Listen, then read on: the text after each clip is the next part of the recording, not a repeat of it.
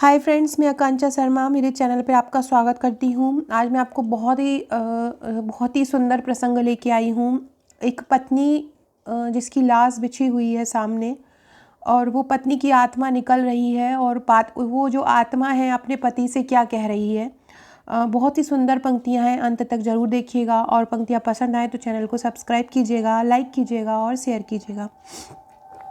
जीवन संगनी धर्म पत्नी की अंतिम विदाई। पत्नी को अक्सर जीवन संगनी ही कहा जाता है, क्योंकि वो जीवन के हर सुख दुख में एक पति का साथ निभाती है।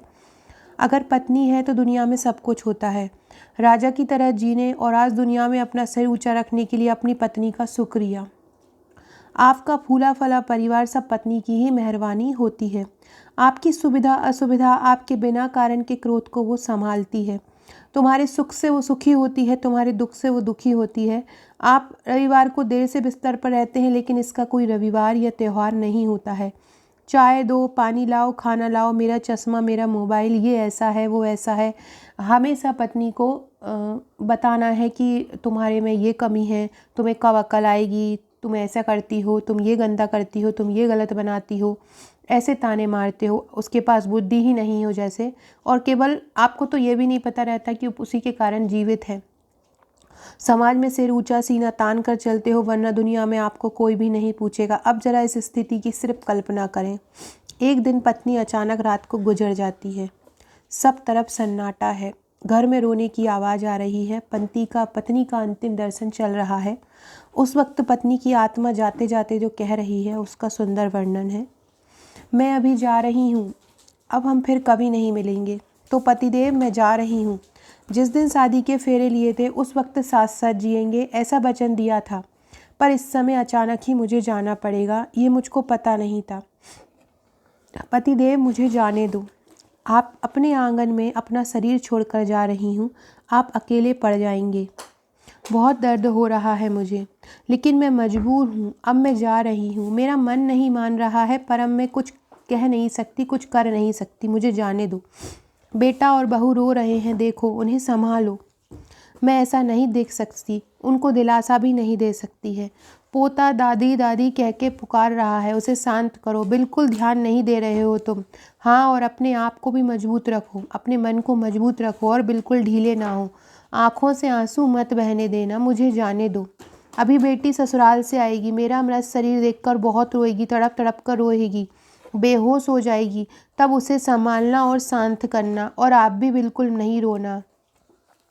बस इतनी हिम्मत रखना, मुझे जाने दो। जिसका जन्म हुआ है उसकी मृत्यु तो निश्चित है। जो भी इस दुनिया में आया है वो यहाँ से ऊपर गया है, यही प्रकृति का नियम है। धीरे धीरे मुझे भूल जाना, मुझे बहुत याद नहीं करना, और इस जीवन में फिर से अपने काम में डूब जाना। अब मेरे बिना जीवन जीने की आदत जल्दी से ही डाल देना, गुमसुम ना रहना। मुझे जाने दो। आपने इस जीवन में मेरा कहा कभी नहीं माना है। अब जिद छोड़कर व्यवहार में विनम्र रहना।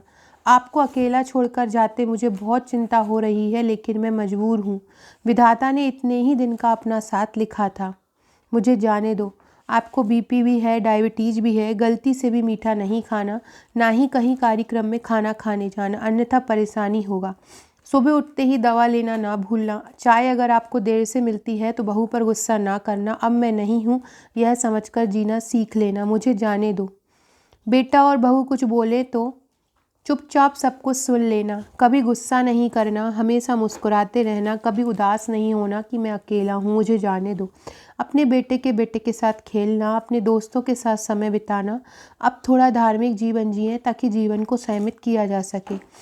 अगर मेरी याद आए तो चुपचाप रो लेना, लेकिन कभी कमज़ोर मत होना। मुझे जाने दो।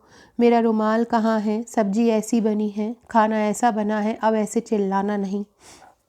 सब कुछ याद रखना और सब कुछ सह लेना। सुबह और शाम नियमित रूप से दवाई लेना। अगर बहू भूल जाए तो सामने से याद कर लेना। जो भी रूखा सूखा खाने को मिले प्यार से खा लेना, गुस्सा नहीं करना। मेरी अनुपस्थिति खलेगी पर कमज़ोर नहीं होना। मुझे जाने दो। बुढ़ापे की छड़ी भूलना नहीं और धीरे धीरे चलना। यदि बीमार हो गए तो बिस्तर पे लेट गए तो किसी को भी सेवा करना पसंद नहीं आएगा। यदि आप बीमार हो जाते हो, बिस्तर पे लेट जाते हो, तो शायद आपकी कोई सेवा ना करे, तो आप चुपचाप अनाथ आश्रम चले जाना। बच्चे और बहू की बुराई मत करना। मुझे जाने दो। शाम को बिस्तर पर जाने से पहले 1 लोटा पानी मांग लेना, प्यास लगे तभी पानी पी लेना, एक पुरानी टार्च है उसे ठीक करा लेना।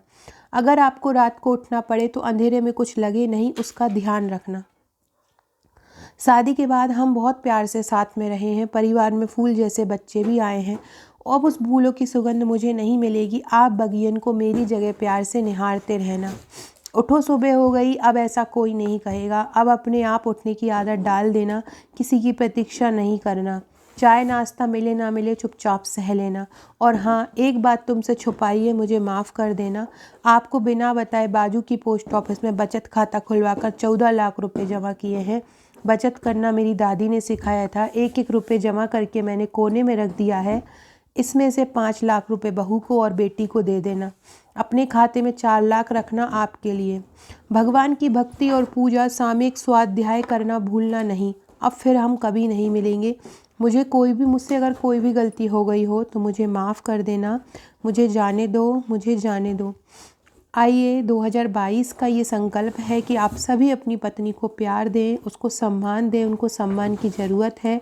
उसमें लक्ष्मी, सरस्वती, दुर्गा स्वरूप समझिए उनको, उनमें लक्ष्मी, सरस्वती, दुर्गा बसती हैं। नारी नर की खान है, हिंदुस्तान की शान है। तो आशा है आपको मेरी ये पंक्तियाँ अच्छी लगी होंगी।